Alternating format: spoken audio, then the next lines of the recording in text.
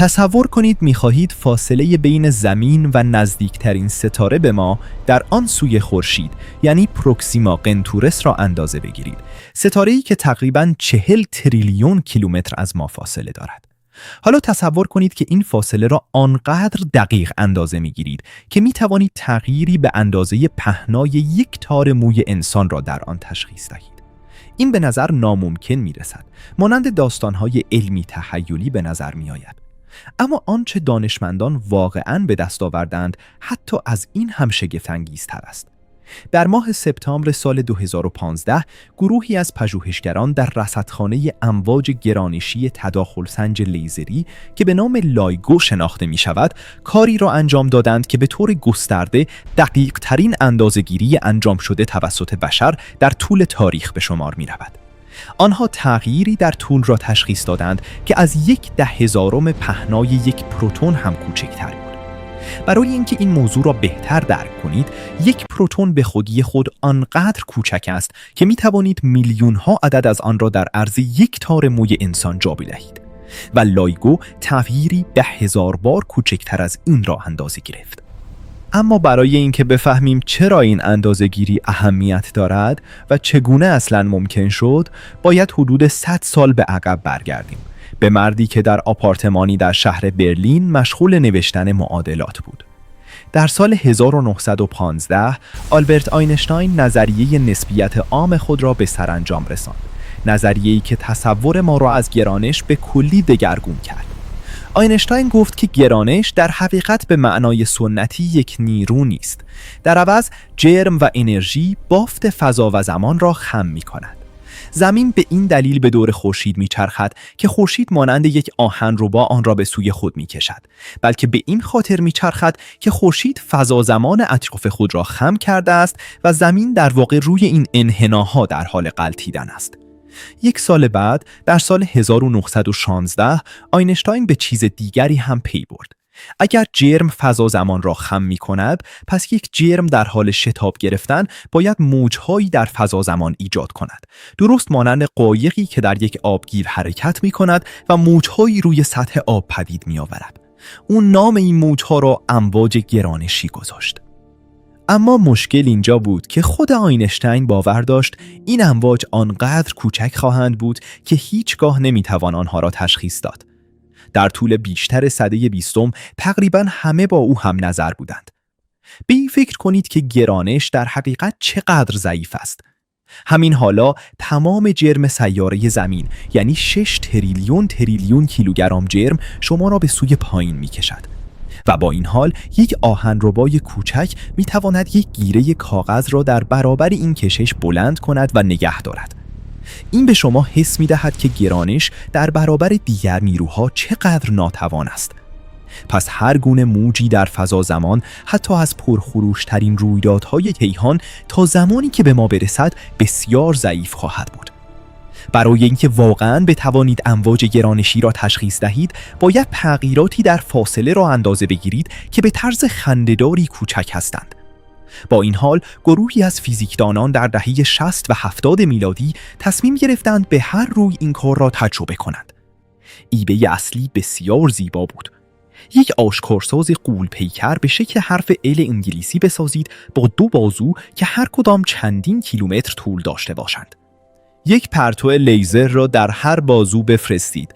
آن را روی آینه‌هایی در انتهای بازو منعکس کنید و وقتی پرتوها برگشتند آنها را با هم ترکیب کنید. اگر هر دو بازو دقیقاً به یک اندازه باشند، موجهای نور به شکل خاصی همدیگر را خنثی می‌کنند. اما اگر یک موج گرانشی از آنجا عبور کند، یک بازو را به اندازه‌ای بسیار کوچک می‌کشد و بازوی دیگر را فشرده می‌سازد و دیگر پرتوهای لیزر همدیگر را به طور کامل خنثی نخواهند کرد. با اندازه‌گیری این تفاوت بسیار کوچک می‌توانید موج را تشخیص دهید. در نظریه این کار ساده به نظر می رسد، اما در عمل یکی از دشوارترین چالش‌های مهندسی بود که بشر تاکنون با آن دست و پنجه نرم کرده است. هر بازوی لایگو 4 کیلومتر طول دارد.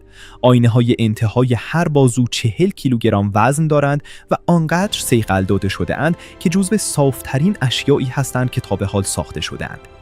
پرتوهای لیزر در لوله‌های خلأ حرکت می‌کنند که از فضای میان سیارات هم خالی ترند. آینه‌ها در سامانه‌های پیچیده‌ای آویزان شده‌اند تا از هر گونه لرزش بیرونی در امان بمانند. گام‌های پا، رفت و آمد ترافیک، باد، زمین لرزه‌های دوردست، حتی کشش آرام جزر و مد اقیانوس‌ها و اندازه‌گیری که آنها باید انجام می‌دادند، تغییری در طول این بازوهای 4 کیلومتری بود، به فاصله حدود 10,000 بار کوچکتر از پهنای یک ذره زیر اتمی. برای چندین دهه منتقدان می‌گفتند این کار شدنی نیست. آنها استدلال می‌کردند که هر چقدر هم آزمایش را هوشمندانه طراحی کنید، هیاهوی کیهان، یعنی این پس زمینه همیشگی از حرکت گرمایی، فعالیت‌های لرزه‌ای و حتی خود نور، همیشه بلندتر از هر سیگنالی خواهد بود که شما می‌خواهید تشخیص دهید. لایگو میلیاردها دلار هزینه برداشت و عمر کاری صدها دانشمند را به خود اختصاص داد، بی آنکه هیچ تضمینی وجود داشته باشد که حتی یک بار چیزی را تشخیص دهد. سپس روز 14 سپتامبر سال 2015 فرا رسید. لایگو به تازگی با فناوری‌های نو ارتقا داده شده بود و در حال انجام چیزی بود که دانشمندان به آن دور مهندسی می‌گویند، که در واقع آزمایشی است برای اطمینان از اینکه همه چیز پیش از آغاز دوره رسمی رصد به درستی کار می‌کند. ساعت 9:50 صبح به وقت جهانی هماهنگ، هر دو آشکارساز لایگو، یکی در ایالت لوئیزیانا و دیگری در ایالت واشنگتن، سیگنالی غریب را ثبت کردند. آنها این سیگنال را فقط با 7 میلی ثانیه فاصله از یکدیگر دریافت کردند، یعنی دقیقاً همان فاصله زمانی که انتظار می‌رفت اگر یک موج گرانشی با سرعت نور از روی سیاره ما عبور می‌کرد. این سیگنال حدود 0.2 ثانیه دوام داشت. در فرکانس پایین حدود 35 سیکل در ثانیه آغاز شد و به سرعت در فرکانس و شدت بالا رفت تا اینکه به طور ناگهانی قطع شد. وقتی پژوهشگران آن را تحلیل کردند، فهمیدند که با چیزی فوق‌العاده روبرو هستند.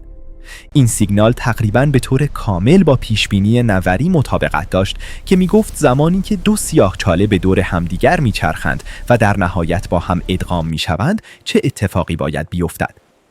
تقریباً 1.3 میلیارد سال پیش در کهکشانی به طور غیر قابل تصور دور، دو سیاهچاله برای هزاران سال به دور همدیگر در گردش بودند.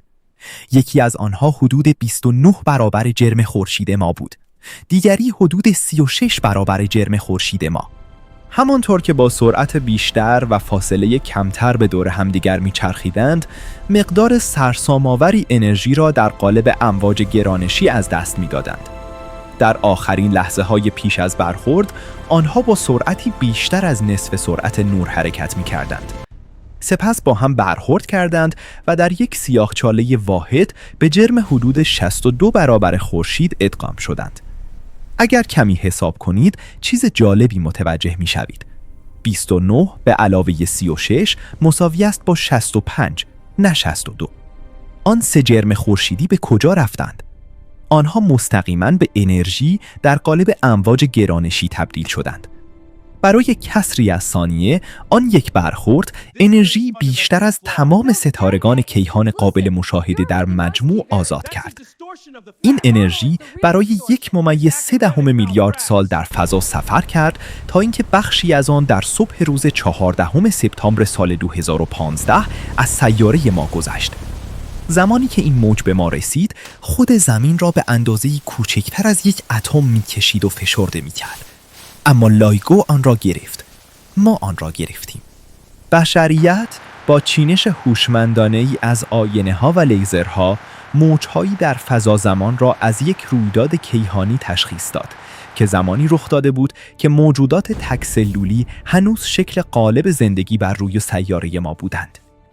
این فقط دقیق ترین اندازه‌گیری انجام شده تاریخ نبود. این تأییدی بر یکی از آخرین پیشبینی‌های مهم آینشتاین بود، 100 سال پس از آن که او آن را مطرح کرد. این یک راه کاملاً تازه برای رصد کیهان را به روی ما گشود. در تمام تاریخ بشر تا پیش از آن لحظه، هر مشاهده‌ای از کیهان با نور یا دیگر اشکال تابش الکترومغناطیسی انجام شده بود. با لایگو برای نخستین بار ما کیهان را نمی‌دیدیم، ما به آن گوش می‌داریم. حال شاید این سوال برای شما پیش بیاید که آیا هیچ اندازه‌گیری دیگری می‌تواند از این بالاتر باشد؟ و راستش طبق برخی تعریف‌ها یک اندازه‌گیری دیگر همکنون از این فراتر رفته است. فیزیکدانانی که در مورد الکترون مطالعه می‌کنند، یعنی همان ذره بسیار کوچکی که در درون هر اتم بدن شما قرار دارد، ویژگی از آن را به نام گشتاور مغناطیسی با دقتی حدود 1/1 تریلیون اندازه‌گیری کردند. این عدد که به آن ضریب جی الکترون می‌گویند، با پیشبینی‌های نظری برخواسته از الکترودینامیک کوانتومی تا 13 رقم اعشار همخوانی دارد. این احتمالاً دقیق ترین نظریه است که در تمام علم تاکنون آزموده شده است. اما در مورد لایگو چیزی شاعرانه نهفته است. اندازه‌گیری الکترون بسیار دقیق است، اما در مورد یک ذره واحد در آزمایشگاهی کنترل شده است. لایگو موج‌هایی در ساختار خود واقعیت را اندازه گرفت، از سراسر کیهان قابل مشاهده، با ابزارهایی در مقیاس کیلومتر. لایگو دقت را به محدوده‌ای رساند که حتی آینشتین هم گمان نمی‌کرد روزی به آن دست پیدا کنیم. از زمان آن کشف نخستین در سال 2015، لایگو و رصدخانه‌های خواهرش در سراسر جهان ده‌ها رویداد موج گرانشی دیگر را تشخیص داده‌اند. سیاه‌چاله‌های در حال برخورد، ستاره‌های نوترونی در حال ادغام. هر کدام پنجره‌ای تازه به روی پرخروش‌ترین و عجیب‌ترین جاهای کیهان به ما گشوده‌اند. اکنون نقشه‌هایی برای ساخت آشکارسازهای بزرگتر هم وجود دارد، از جمله رصدخانه‌های فضایی که به جای آینه‌هایی روی زمین از فضاپیماهایی که میلیون‌ها کیلومتر از یکدیگر فاصله دارند استفاده خواهند کرد. چیزی که وقتی به این داستان فکر می‌کنم واقعاً مرا حیرت زده می‌کند این است که این داستان درباره ما به عنوان یک گونه چه می‌گوید. 100 سال پیش مردی اندیشمند در آلمان روی کاغذ استدلال کرد که کیهان باید یک صدای پنهان داشته باشد، یعنی نجوایی از موجها در خود فضا. تقریباً همه از جمله خود او گمان می‌کردند هیچگاه آن را نخواهیم شنید. و با این حال چند نسل بعد ما ابزارهایی به این حساسیت ساختیم که توانستند لرزش فضا زمان را که از رویدادی در کهکشانی دیگر آمده بود تشخیص دهند. رویدادی کهنه‌تر از دایناسورها، کهنه‌تر از بیشتر سنگ‌های سیاره ما. ما چیزی را اندازه گرفتیم که آنقدر کوچک است که واژه‌های کوچک و بزرگ تقریباً معنای خود را از دست می‌دهند. ما به چیزی گوش دادیم که آنقدر دور است که واژه دور هم برای آن کافی نیست. و این کار را نه به خاطر اینکه مجبور بودیم انجام دادیم و نه به این خاطر که سود فوری و عملی برای ما داشت، بلکه به این دلیل که می‌خواستیم بدانیم. این بیشتر از هر عدد یا هر ابزار شاید شگفت‌انگیزترین چیز در مورد دقیق‌ترین اندازه‌گیری در تاریخ بشر باشد.